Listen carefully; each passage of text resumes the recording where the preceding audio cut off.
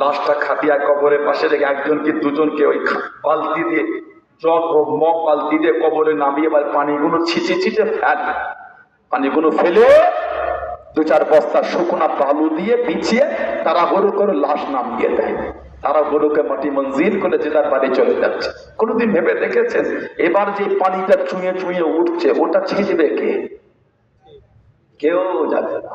আহা, নিজের মা নিজের বাপকে ছেলে নিজে হাতে শুইয়েছে। ও নিজের মা নিজের বাপ ছেলে নিজে হাতে কবরে শুইয়েছে, পানি তুলে শুকনা করে শুইয়েছেন।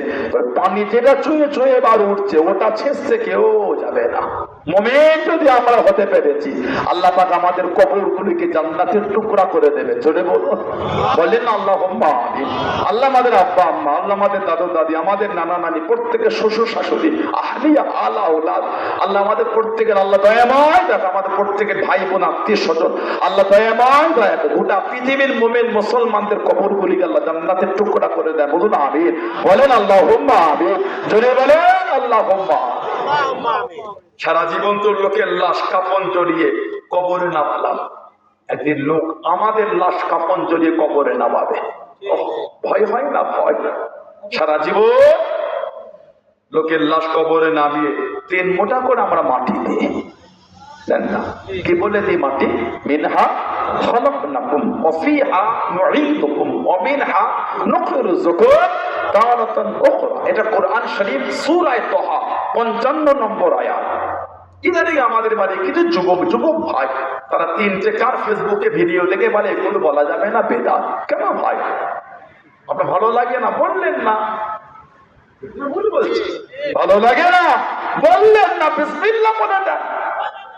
আমি বিসমিল্লাহ বলে দিয়ে খুশি, তাই দেন।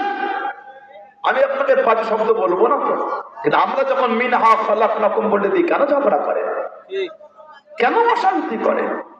কিতাব মুসনাদে আহমদ ইবনে হাম্বল 4 ইমামের এক ইমাম হুজুর কিতাব লিখেছেন, কিতাব মুসনাদ হাকিম, কিতাব সুনানুল কুবরা লিল বাইহাকি আন আবি উমামা রাদিয়াল্লাহু আনহু।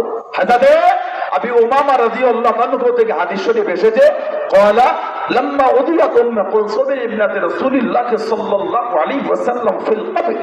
আমাদের নবী পাকের মেয়ে হযরত উম্মে কুলসুম রাদিয়াল্লাহু তাআলা আনহা তাকে যখন কবরে রাখা হলো দাফনের জন্য, ক্বালা রাসূলুল্লাহ সাল্লাল্লাহু আলাইহি ওয়াসাল্লাম, আমাদের নবী পাক বললেন, মিনহা খালাকনাকুম ওয়া ফিহা নুঈদুকুম ওয়া মিনহা নুখরিজুকুম তারাতান উখরা।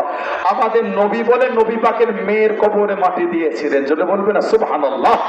আরেকটা রিওয়ায়াত আল্লামা হাফেজ ইবনে কাসির রাহমাতুল্লাহ কোরআন শরীফ